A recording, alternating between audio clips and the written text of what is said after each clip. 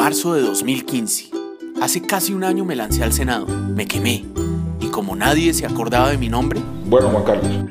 Juan Pablo. Caí en una profunda depresión, que se transformó en rabia contra los que me habían quitado mi puesto en el Senado. Por eso, decidí hacerles una visita. Ni vengo a pedir ningún favor. Y les canté algunas verdades. Vengo a exigir derechos. Y un día, de repente, me llamó el ministro de la Presidencia, Néstor Humberto Martínez. El ministro quería proponerme la dirección del Plan Presidencial de Inclusión de Personas con Discapacidad. Y yo acepté. Quería hacer una posesión así bien play, como la del viceministro de Trabajo que se posesionó en Converse. Algo que le mostrara al país el lado cool de la discapacidad. Y entonces me peiné, me eché perfume y salí en mi mejor silla de ruedas.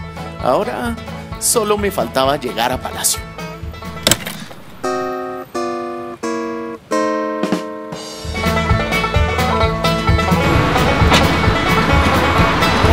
Baila, tengo gas y no cabe la silla.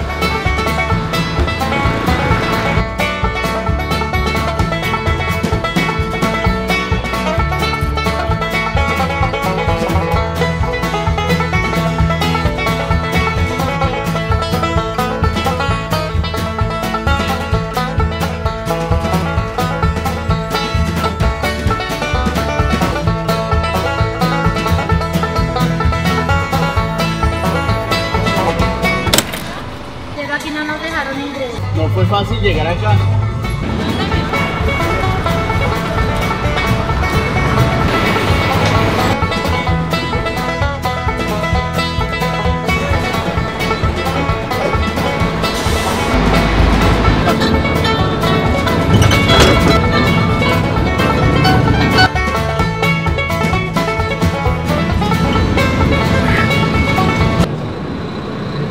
Cuando por fin llegué, juré por mí, por la discapacidad, por la Constitución, es decir, me posesioné. Y entonces quedé poseído. Usted no sabe quién soy yo, Juan.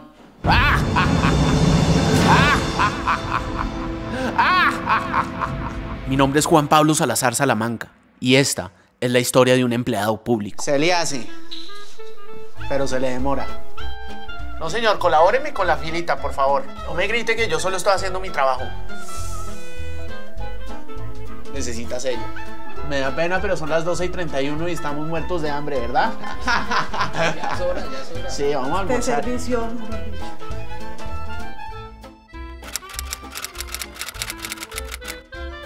Ahora trabajando con Juan Pablo de escolta, pues chévere. Pues hay algo incómodo, pero... puede exceder la velocidad, cerrar las ambulancias, pasarse los semáforos en rojo. Chévere, relajado, porque como es el escolta de Juan Pablo, entonces vale huevo, puede hacer lo que quiera. Juan Pablo Salazar Salamanca, mejor dicho, yo sabía. Tú sabes que yo sabía que tú ibas a triunfar por lo grande. ¿Cuándo nos vemos? Cuéntame. Llámame, yo estoy libre toda la semana. Palacio a la 1, 2 de la mañana, debe ser muy interesante, ¿no? Estoy feliz con el nombramiento de Juan Pablo. Pues él siempre ha trabajado mucho por la discapacidad y yo pienso que ahora va a poder lograr muchísimas cosas. Y además, me imagino una super oficina al lado del presidente. Mejor dicho, ahora sí, solo falta que se peluquee. Palacio de Nariño, la casa del poder en Colombia. Mi sueño hecho realidad. Ahora sí que podría decir, mamá, estoy triunfando.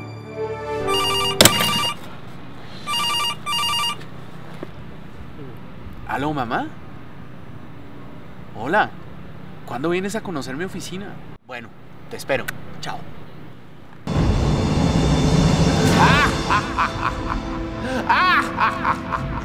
El Palacio de Nariño es un gran despliegue de elegancia, arte, lujo, tapetes rojos, la escalera, el vestíbulo, el gran salón con el cuadro de Bolívar en el Congreso de Angostura, la oficina de Humberto de la Calle, de Sergio Jaramillo, del zar anticorrupción Camilo Enciso y, por supuesto, mi gran oficina.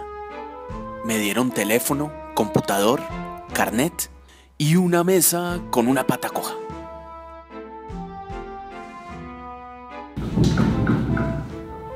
Simbólico, ¿no? En fin, mi oficina no era lo que mi mamá esperaba, pero ni modo de llorar, porque quedaría como Paloma Valencia.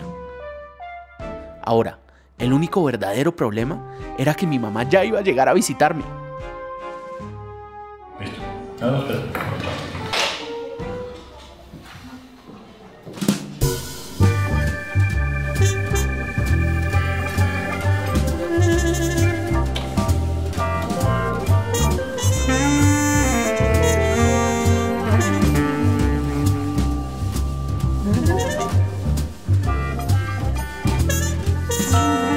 Juanpa, está divina tu oficina. Gracias, mamita. Muchas gracias. ¿Y esas fotos? ¿Quién es ese que está en esas fotos? Ese es un amigo. ¿Qué tan amigo? No, pues es que es muy amigo, es un gran amigo.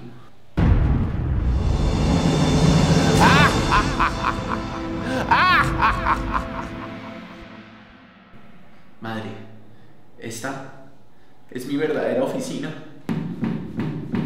Ay, me alegro tanto, Juanpa. Esto es lo tuyo. Madre, yo pienso que las oficinas no hacen a la gente.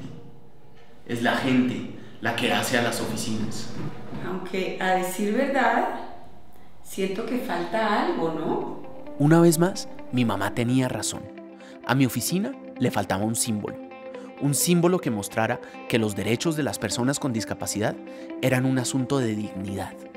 Y por eso, en nombre de esa dignidad, le pedí al maestro Ramiro Ramírez, el mejor pintor de Colombia. El mejor no, pero sí el segundo o el tercero.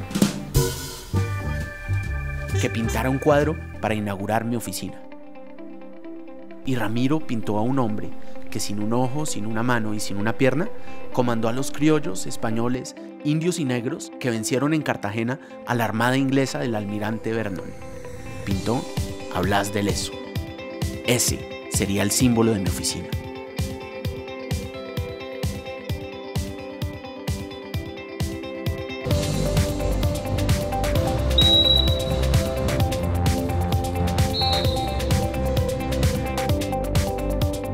Una mañana hace 11 años me levanté en la cama de un hospital y no me dijeron lo que quería oír.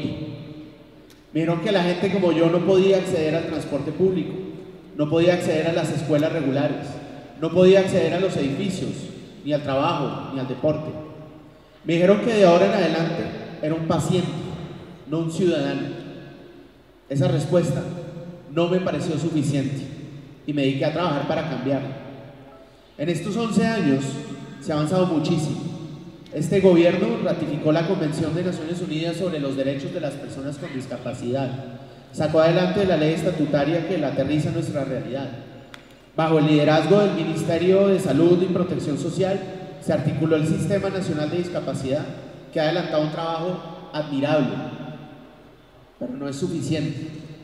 Para lograr verdaderos cambios en nuestra cultura, para que Colombia sea verdaderamente posible para todos los colombianos, para impulsar esas transformaciones sociales y culturales que este tema requiere, hace falta voluntad política. Y hoy hay una prueba contundente de que esa voluntad política está. El presidente Santos me está pasando al tablero, o mejor dicho, nos está pasando al tablero a los líderes con discapacidad, no para salir en fotos, ni para hacer entrega de ayudas técnicas, ni para dar excusas, ni para esperar, sino para hacer, y para hacer ya. Tenemos 3 años, y lo que yo espero al final de estos 3 años es esto: que cuando haya un accidente de tránsito, cuando una mamá tenga un hijo con discapacidad, o en el peor de los casos, cuando la ignorante violencia deje las ilusiones de una familia desvanecerse en una sala de cuidados intensivos, espero que tengamos una mejor respuesta, una respuesta institucional que resuelva y tranquilice los miedos y la desesperanza a partir del acceso a las oportunidades. Espero que nuestra cultura evolucione y que, sin importar las diferencias, a todos se nos garantice vivir con dignidad.